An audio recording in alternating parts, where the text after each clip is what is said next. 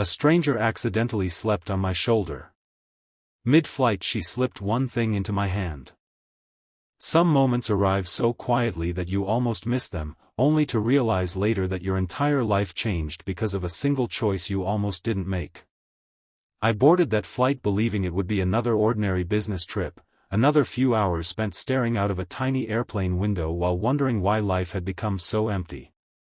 I never imagined that a complete stranger would fall asleep on my shoulder before we even reached cruising altitude, or that when the plane finally landed, she would secretly slip something into my hand that would haunt me for years. Even now, whenever I think about that flight, I realize miracles rarely announce themselves. Sometimes they arrive disguised as accidents. Before we continue, if you believe kindness can change a person's life, and that everyone deserves a second chance, please take a moment to like this video, comment where you're watching from, share this story with someone who needs hope today, and subscribe to the channel for more emotional stories that remind us the world is still full of good people. At the time, I was 34 years old, exhausted, and carrying far more emotional baggage than the small suitcase in the overhead compartment. 6 months earlier I had lost both my father and the family bookstore that had been passed down through 3 generations. Mounting debts forced me to sell the place where I had spent my childhood. My engagement had quietly fallen apart shortly afterward because grief turned me into someone I barely recognized. I stopped answering calls, stopped meeting friends, and convinced myself that loneliness was easier than disappointment. The only reason I was on that plane was because a company in another city had offered me an interview that might finally help me rebuild my life. The woman assigned to the seat beside mine arrived only minutes before departure. She looked to be in her late 20s, wearing a simple gray sweater with tired eyes that suggested she hadn't slept properly in days. She apologized with a gentle smile after accidentally brushing against my arm while placing her bag beneath the seat. She looked nervous, glancing repeatedly at her phone before switching it off as the cabin doors closed.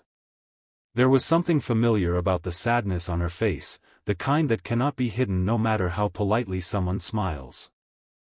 As the aircraft climbed through the clouds, silence settled between us. I buried myself in a book I wasn't actually reading, while she stared out the window as if trying to leave her worries somewhere below the clouds. About an hour into the flight, turbulence gently rocked the cabin.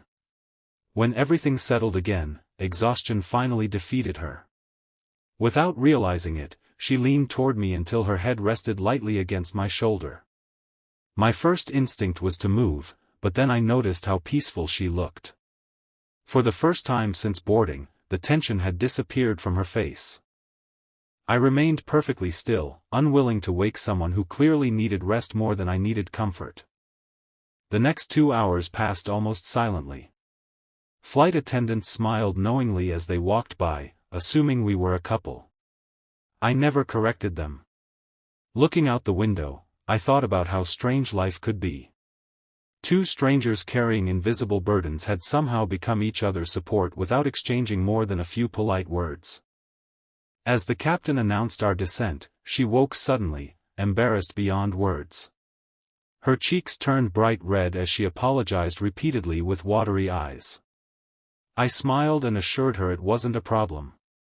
She looked at me for a long second, almost as if she wanted to say something important but couldn't find the courage. Instead, she quietly reached into the pocket of her sweater, folded my hand closed for just a brief second, and slipped a tiny object into my palm before gathering her belongings. By the time I looked down, she was already walking toward the front of the plane with the other passengers. Inside my hand was an old brass key attached to a worn leather tag. Written in faded blue ink were just 3 words. Please trust me. There was no name. No address. Nothing else. Confused, I hurried through the airport hoping to find her, but she had vanished into the sea of travelers. I searched every terminal until my interview time forced me to leave. For the rest of the day, that mysterious key remained in my pocket. Even during the interview, I found myself touching it, wondering why a complete stranger would give it to me. Was it an accident? Had she mistaken me for someone else? Or had she chosen me for a reason I couldn't possibly understand? 3 days later, after returning home, curiosity became stronger than logic. While examining the leather tag under bright light, I noticed faint numbers pressed into the worn surface. They resembled a locker number rather than an address. The numbers matched lockers at the central train station in my city.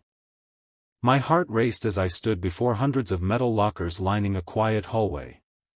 The brass key fit perfectly into locker 218. Inside rested a small canvas bag, a sealed envelope, and an old photograph. The photograph showed the woman from the flight standing beside an elderly man in front of a bookstore. My breath caught instantly. It wasn't just any bookstore. It was mine. Or rather, the bookstore my family had been forced to sell. Hands trembling, I opened the envelope. The letter explained everything.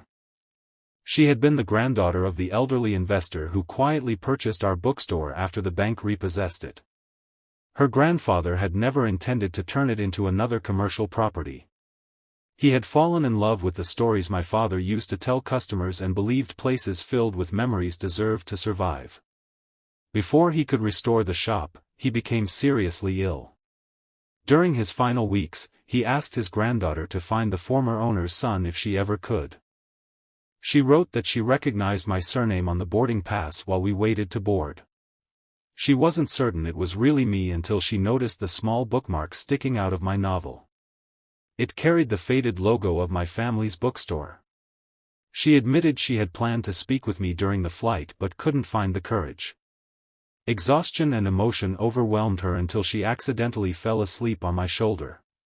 She called it the safest sleep she'd experienced in months. Inside the canvas bag was a folder containing ownership papers. Her grandfather had transferred the bookstore into a trust with one condition. If I ever wanted it back, it would belong to me again. There would be no payment. No debt. No catch. I sat alone beside that locker crying harder than I had cried at my father's funeral. Not because of the building itself, but because someone I had never met believed my family's dream deserved another chance. The next several months became the hardest and most meaningful period of my life. The bookstore needed repairs. Shelves had gathered dust, windows were cracked, and years of neglect had stolen its warmth. I spent every weekend painting walls, repairing furniture, and carefully placing every surviving book back where my father had once arranged them. Neighbors who remembered the old days began stopping by to help. Some donated books. Others brought coffee or simply shared stories about my parents. Little by little, the empty building felt alive again. Yet one thing remained unfinished. I still didn't know where the woman had gone. The letter contained no return address. I searched online, contacted airlines, and even visited airports hoping our paths might somehow cross again. Nothing. Nearly a year passed. On the anniversary of reopening the bookstore, I organized a small community reading event for local children. Families filled every corner of the shop.